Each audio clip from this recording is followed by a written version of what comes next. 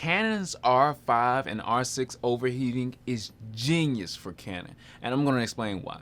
First off, you have to understand that everybody thought that this camera was going to overheat. Sony's former cameras, some of the 6600, the 6500, the crop frame sensors with 4K were overheating.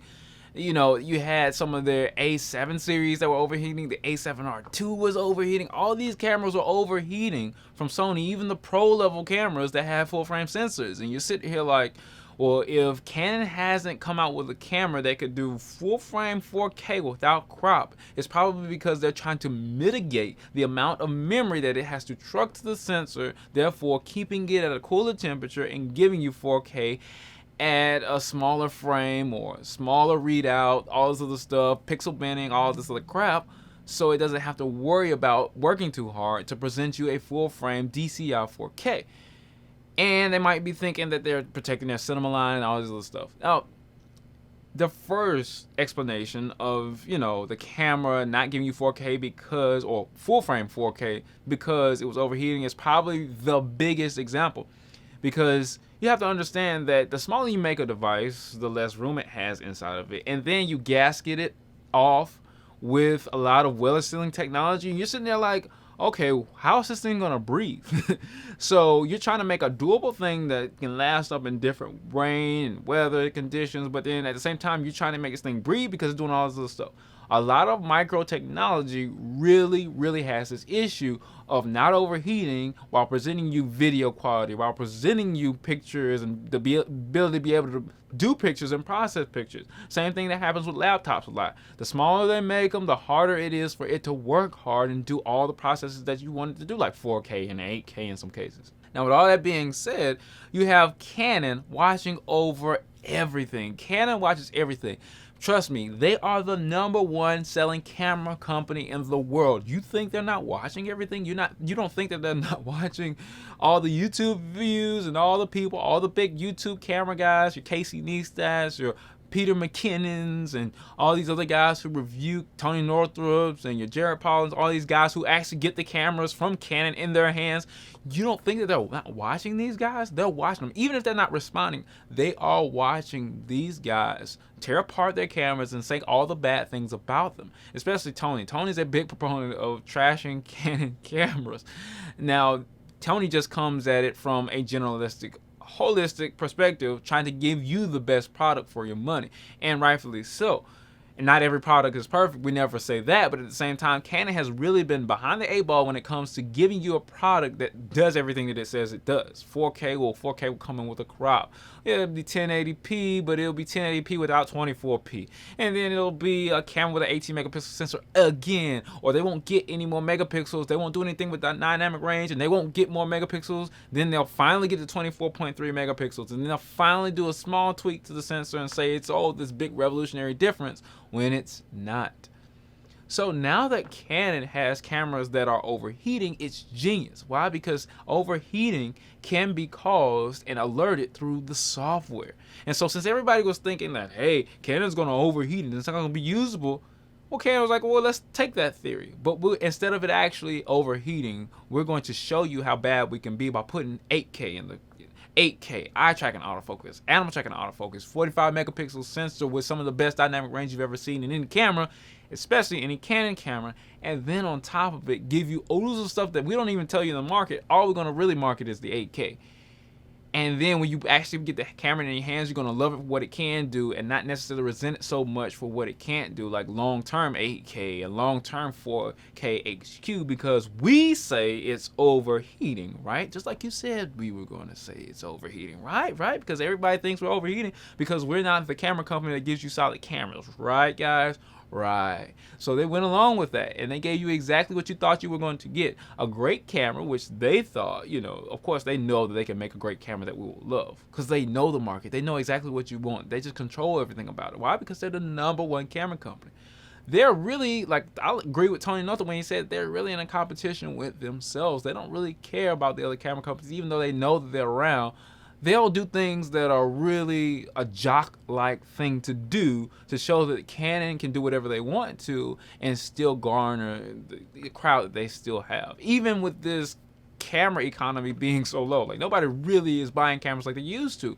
At least not DSLRs or mirrorless cameras, or pro cameras for that matter. They're probably buying the smaller cameras, maybe the point and shoots, point and shoots like the ZV-1s, and then they're probably buying all cell phones now, all smartphones, because that's what's really taking over the market. But you have to understand that Canon is watching everything, and from a business aspect, they're making out like cash cows for what the camera market can give them. They can't give them as much as they used to, but the more the camera market gets smaller, the more they're going to do things like cripple it. Cripple Hammer from Casey on Camera Conspiracies. Everybody watch Camera Conspiracies. It's so fun, especially if you're a nerd like me. It's just fun to watch Casey come up with all his antics and stuff like that.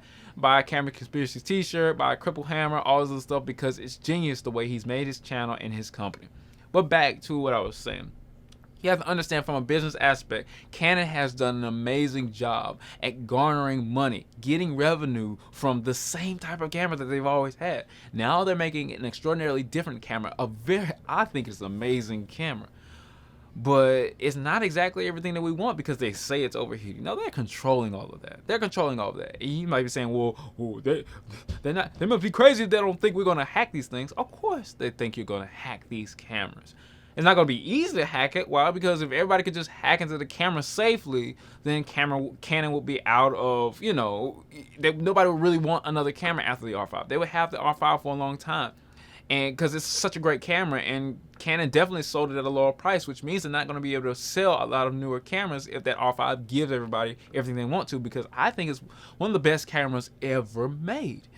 So they make it so, okay, if you accidentally, this is why it's so genius, because if you accidentally do one of these hacks that the new hackers are doing with the camera, you might end up corrupting your card. This is another reason why Jared Polin never tried any of the hacks, even though he was testing out the overheating and how long it was going to take, because he was like, oh man, this could corrupt my cards. These new CF Express cards are extremely expensive. These new UHS-2 SD cards, the ones that you can put in the R5, and like I said, the CF Express cards, they're extremely expensive. Like, we just talking about $400, $500, $600, and then you got to have something that can read them and do all this stuff. So the last thing you want to do is have a corrupt card, especially one of the most expensive cameras, or one of the best cameras, one of the biggest cameras ever made. So the last thing you want to do is have some kind of a gap between whether or not you're going to actually have stuff load onto that card. So it's not going to be easy to hack into this camera, but you can hack this camera, which reveals that Canon did control a lot of this overheating system thing. And then also, when you put a monitor on there like Gerald Undone did, he was able to get a little bit more out of it, especially live streaming. So that means if you go through different routes through the camera to actually film with this thing, then it's not actually telling you what the software is programming it to tell you, because you're bypassing these things. So why is it genius at the end of the day? I think the main reason why it's genius is because of what I like to call DLC. And in the video game world, we have something called downloadable content. Now, back in the day, we didn't have downloadable content. What downloadable content is just extra stuff added onto the video game that you can download later by purchase. Now, camera firmware updates haven't actually been by purchase, but you have to understand that they can put something new into the camera or improve something about the camera after the camera has already been released to the public. That's probably why they're not recalling this camera. They're not saying anything about taking this camera back and making another one, because they can just improve everything that we think is wrong with it by just adding firmware updates. Now, a firmware update has already come out for the R5, and everybody's like, oh my goodness, there's already a firmware update? Of course there's a firmware update, because Canon wants to control everything about this camera. They were able to take the 80D, a camera that made a little while back, I think maybe 4 or 5 years ago, 6 years ago maybe, I don't know, I haven't been counting, but they were able to take this camera along with a whole bunch of other old cameras, 77D, I think the 70D too, the T6i, all these other cameras, and put just one software update on your computer, and now you can use these cameras as webcams for your computer, where you're using Skype or anything else, OBS, all these other camera, controlling devices that you can use when streaming. When you can never do this ever. But now, since we're in the coronavirus times, pandemic times, now Canon's think, oh, we want to be back on top and do something that's very advantageous for our company and make us look good. Let's go for some free beta software that allows us to be able to give our cameras some more usage. Cameras that we weren't able to do things with, we're now able to do things with just by a software update. So now this downloadable content thing, this firmware update thing, they can just feed you firmware updates, and all of a sudden, the R5 is a camera that can shoot normal lengths of video at 8K, at 4K HQ, without overheating. What? This is a miracle. No, this is great, genius marketing by Canon telling you the camera can overheat. Something that you assumed that Canon was going to do. Canon knows exactly what they're doing. I'm done with Century FX Studios, guys. Stay tuned for the next video.